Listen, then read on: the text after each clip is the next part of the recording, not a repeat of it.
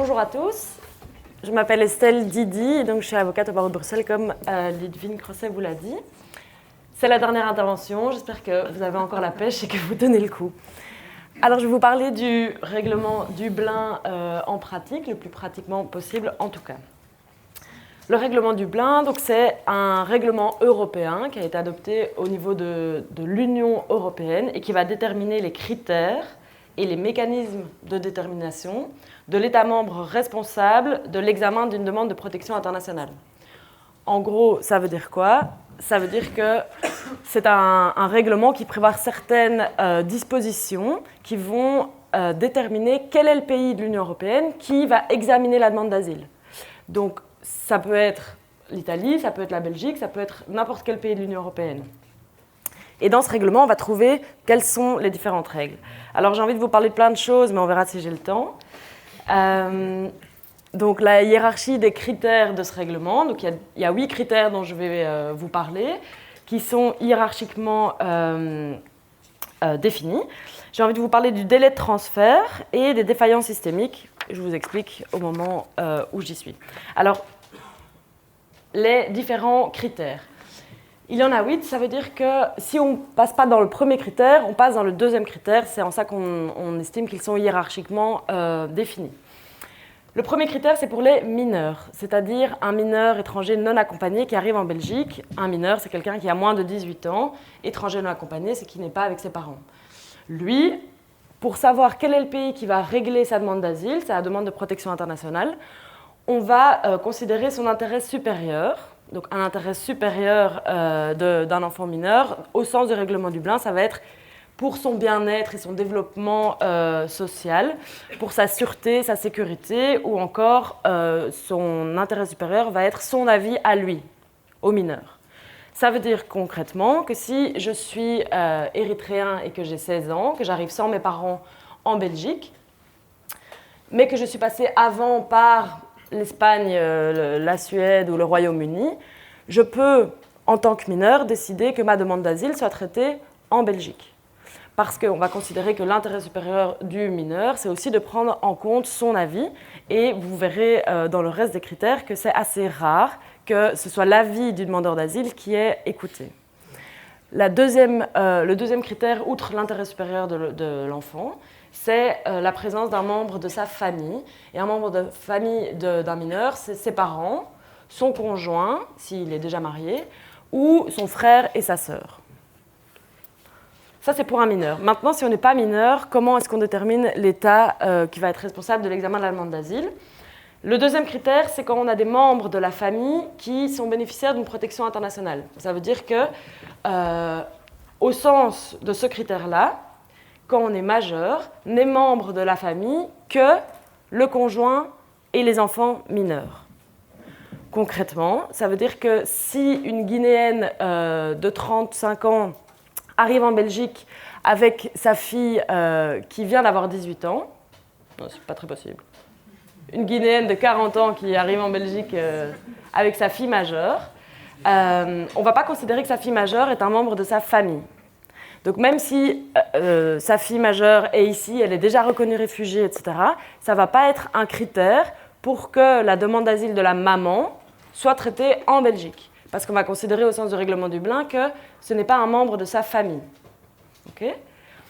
Mais par contre, si mon mari syrien est arrivé avant moi en Belgique, qu'il a été reconnu réfugié, en tant que son épouse, quand j'arrive, même si je suis passée par un autre pays avant, ça va pouvoir être la Belgique qui traite ma demande d'asile. Le troisième critère, vous voyez, c'est le même critère, plus ou moins, sauf qu'à ce moment-là, le membre de la famille n'est pas encore reconnu réfugié ou n'a pas encore la protection subsidiaire.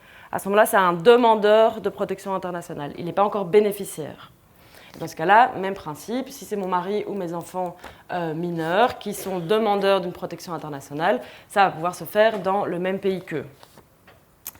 Et le quatrième critère, c'est la procédure familiale. Alors, c'est un critère qui est prévu pour que les familles ne soient pas éclatées à cause du règlement. Donc, imaginons qu'il y ait une famille, que le père soit arrivé avant tout le monde, qu'il introduit sa demande d'asile en Belgique. Il est venu par avion, lui, il n'y a pas de question qui se pose, c'est la Belgique. Mais ensuite, son épouse et ses enfants sont arrivés, mais ils sont passés par l'Espagne et puis par la France, etc. Si les demandes d'asile sont introduites dans un délai plus ou moins court, on va considérer que c'est une seule famille et que ça va être le pays déterminé, va être celui pour le plus de membres de la famille possible. Ça veut dire quoi dans mon exemple? Si c'est la femme et les enfants qui sont passés par l'Espagne au départ, ça peut être l'Espagne qui va être considérée comme responsable de l'examen de la demande d'asile et le papa qui a introduit sa demande d'asile quelques jours avant, hop, il doit retourner en Espagne pour que soit examinée la demande.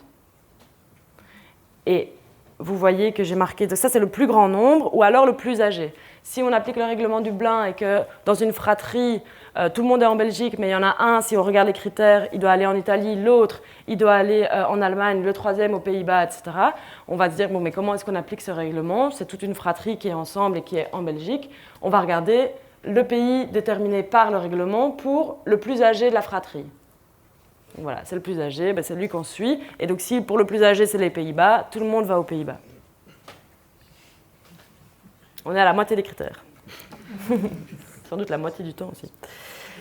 Le cinquième critère, donc vous voyez que là, même si je vous dis, je vous parle de demandeurs d'asile qui sont arrivés par l'Italie ou par l'Espagne, ce critère-là, on n'en a pas encore parlé. Tout ce qu'on a fait pour le moment, c'est est-ce qu'on est mineur ou pas, est-ce qu'on a un membre de la famille qui est déjà dans le pays dans lequel on a introduit sa demande d'asile, ou est-ce que c'est une grande fratrie. Okay? Ça, c'est les 4 critères qu'on a vus pour le moment. Le cinquième critère, c'est la délivrance de titres de séjour ou de visa. Ça veut dire un petit peu qu'au sens du règlement Dublin, le pays européen qui délivre un séjour ou un visa prend la responsabilité de traiter la demande d'asile par la suite s'il y en a une. Exemple, je suis congolaise, j'ai fait une demande de visa pour séjour touristique ou familial en Belgique et on m'octroie un visa, la Belgique m'octroie un visa pour rendre visite à ma famille ou visiter l'atomium ou d'autres motifs. Donc j'arrive en Belgique et je dépasse le temps de mon visa parce qu'en réalité, une fois que j'arrive, je me dis mais je crains la persécution en cas de retour au Congo et donc je vais introduire une demande d'asile. C'est la Belgique qui va être responsable de l'examen de cette demande d'asile puisque la Belgique a délivré un visa. Et que quelque part, le règlement Dublin, dans l'esprit des rédacteurs de ce règlement, il faut prendre en charge la responsabilité d'avoir délivré ce visa. Et donc si la personne reste et introduit une demande d'asile, c'est ce pays-là qui va l'examiner. Vous voyez que j'ai marqué visa périmé depuis 6 mois, parce qu'en réalité, imaginons que vous êtes angolais, vous avez fait une demande de visa au Portugal, lien entre l'Angola et le Portugal qui sont assez forts, vous obtenez un visa et en réalité, vous ne vous rendez pas au Portugal, mais vous venez en Belgique. Et là, vous faites votre demande d'asile. On va vous dire, c'est le Portugal qui a délivré votre visa, donc vous devez rentrer au Portugal pour qu'on examine cette demande d'asile au Portugal. Cette règle tombe, elle est annulée, lorsque le visa est périmé depuis 6 mois. Résultat, moi, comme avocate, j'ai un Angolais qui vient me voir en disant « Voilà, j'ai un visa reçu par le Portugal. Qu'est-ce que je vais faire?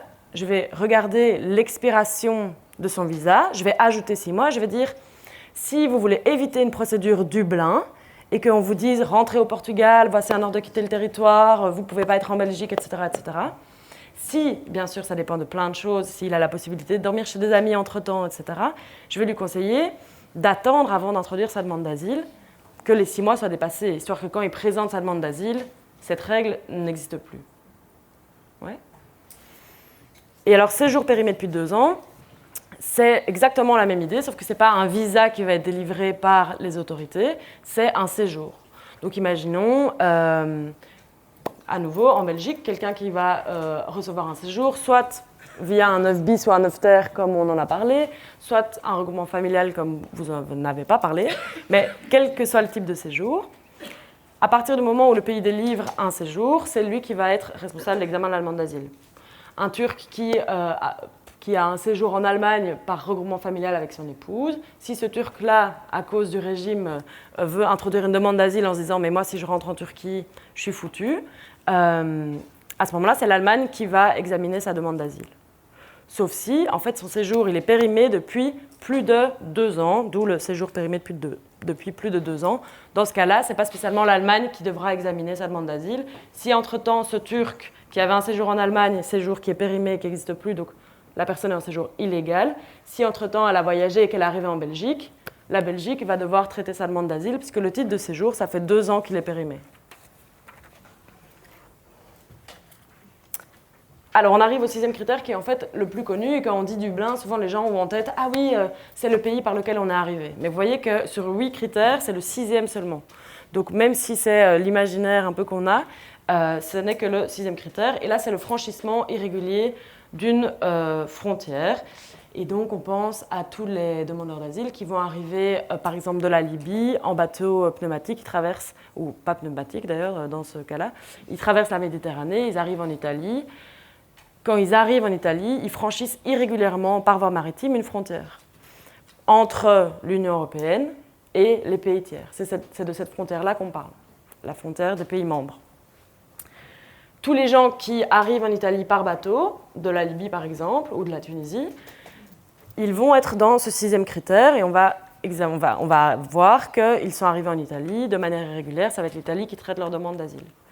S'ils restent en Italie, c'est une chose. Si ces gens se déplacent, par exemple, viennent en Belgique parce qu'ils y ont des amis ou de la famille, mais pas au sens de règlement Dublin, pas son conjoint ou ses enfants mineurs, mais ses enfants majeurs, ses tantes, ses oncles, ses parents, et qu'ils se déplacent et qu'ils viennent en Belgique, la demande d'asile va être au départ refusée d'être examinée ici, et on va lui dire « rentre en Italie ».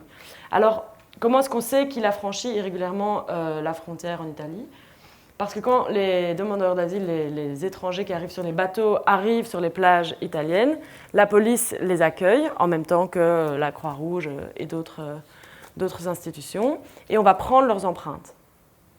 Ces empreintes, elles vont dans un grand fichier, je vais dire partagé par les différents États membres, et quand ils arrivent en Belgique, les demandeurs d'asile, on vous l'a dit, hop, ils doivent remettre leurs empreintes ici. Et puis le système va dire « Ah, mais ces empreintes, je les ai déjà vues en Italie il y a 2 mois. » Et du coup, ça va être une preuve que la personne est arrivée et a franchi régulièrement la frontière des États membres de l'Union européenne là-bas. C'est une preuve, donc ça c'est le système de visa, le système d'empreinte, ou alors c'est un indice. Ça veut dire que si la personne, lorsqu'elle vient et qu'on vous l'a dit, elle va avoir un entretien à l'Office des étrangers, un entretien Dublin, une interview.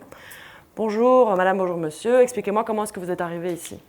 Et la personne va expliquer, en fait voilà, moi je suis passée du Maroc, j'ai réussi à franchir les barrières, je suis arrivée à Ceuta ou à Melilla, qui sont des enclaves espagnoles au Maroc, et puis de là, du coup, j'ai pu prendre un bateau, je suis arrivée sur le continent.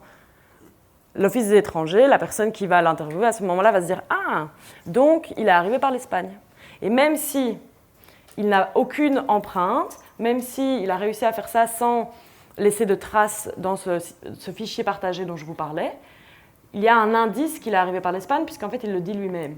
Et donc là, les autorités belges vont dire entre guillemets bonne, je vais lui donner un ordre de quitter le territoire, il n'a rien à faire ici, il doit aller en Espagne pour que sa demande d'asile soit examinée.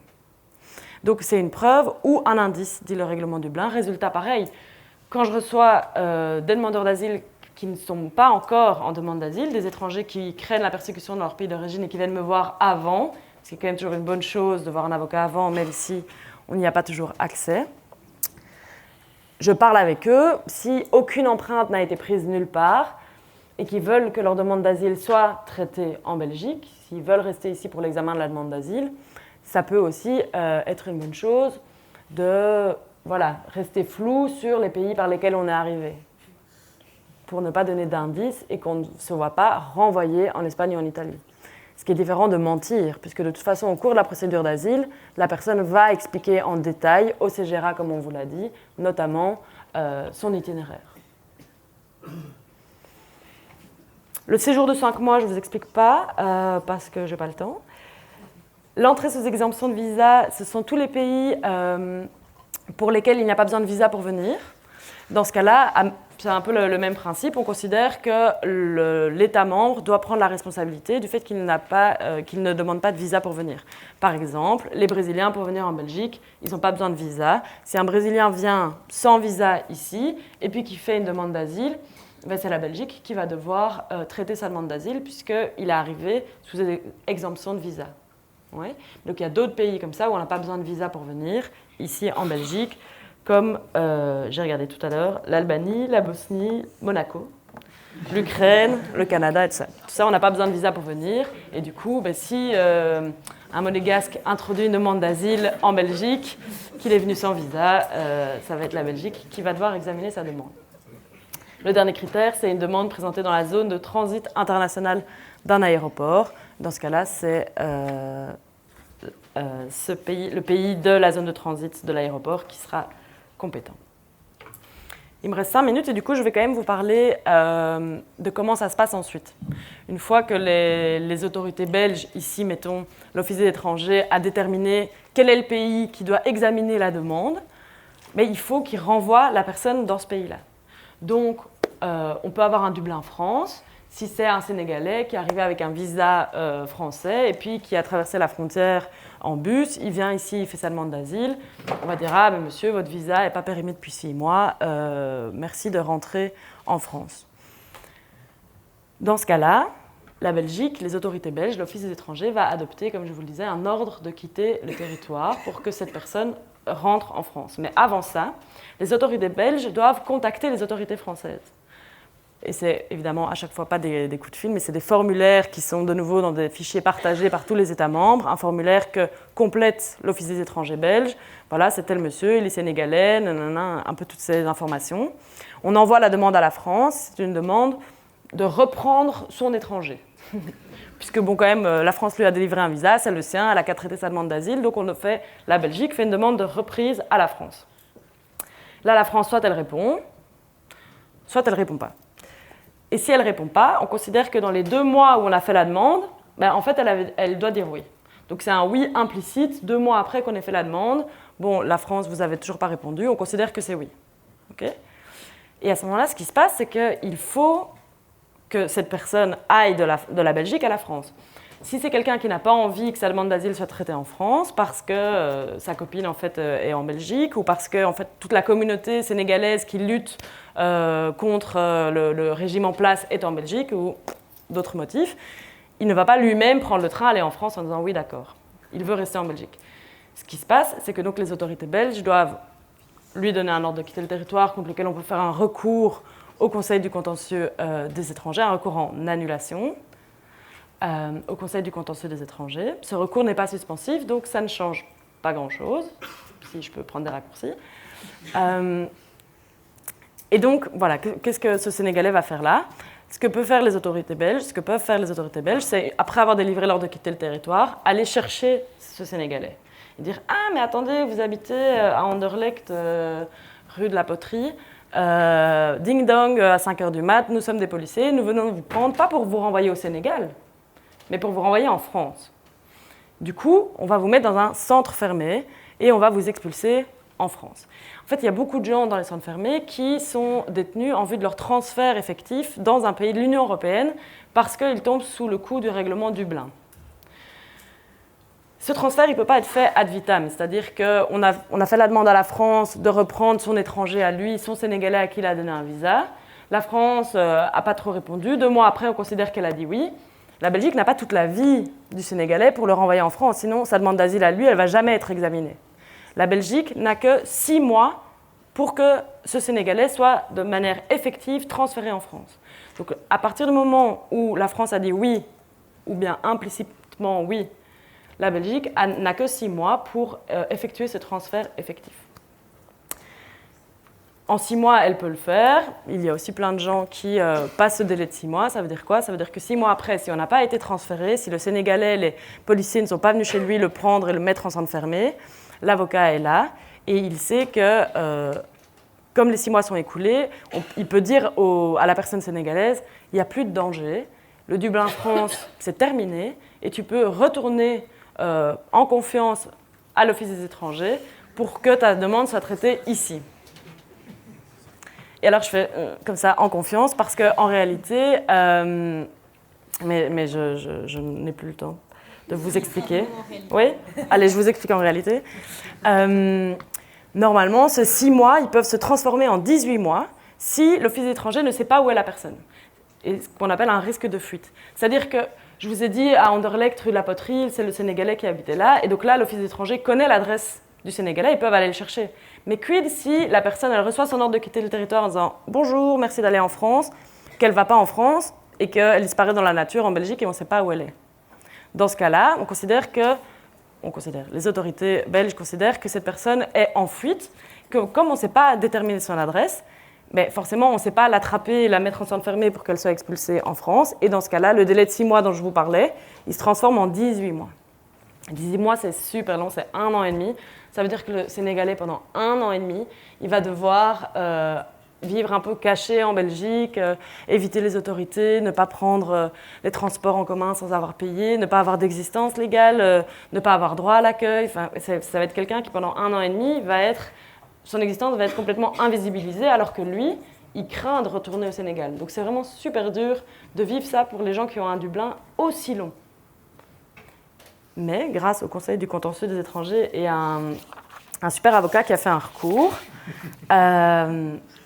pour passer de 6 mois à 18 mois, avant c'était juste une décision en interne à l'Office des étrangers. « Ah, il est en fuite, monsieur, t'as des nouvelles ?» « Non, je n'ai pas de nouvelles, ok. » Je passe de 6 mois à 18 mois, boum, la vie de la personne elle a changé en 2 secondes. Comme avocat, on appelait l'Office des étrangers en disant « Bonjour, est-ce que vous avez considéré qu'il était en fuite ?»« Ah oui, oui. » « Bon, ok, mauvaise nouvelle, monsieur, tout d'un coup, vous avez perdu 1 an de votre vie. » Cette décision, grâce aux 2 arrêts que vous voyez affichés de mai 2018 et grâce au Conseil du contentieux des étrangers, maintenant, elles doivent être prises par écrit, ou en tout cas, ce sont des décisions de passer de 6 mois à 18 mois parce que la personne est en fuite, qui peuvent faire l'objet d'un recours. Et donc maintenant, alors qu'avant c'était juste un appel « Ah mince, c'est passé de 6 mois à 18 mois », maintenant on peut attaquer cette décision en disant « Je ne suis pas d'accord, monsieur n'était pas en fuite, je vous avais écrit en vous donnant son adresse et donc on ne peut pas dire que tout d'un coup on passe de 6 mois à 18 mois, je fais un recours au Conseil du contentieux ». Et donc depuis le mois de mai 2018, de manière tout à fait étonnante, on remarque comme avocat que en fait, l'Office des étrangers prend très peu de décisions qui passent de 6 mois à 18 mois. Et donc ça, c'est assez génial parce que du coup, le traitement des demandes d'asile diminue et ça ne dure plus aussi longtemps qu'avant puisque cette décision-là de passer de 6 à 18, mais depuis ces 2 arrêts, l'Office des étrangers ne les prend plus. Je suis désolée, j'ai abusé de votre temps. Merci.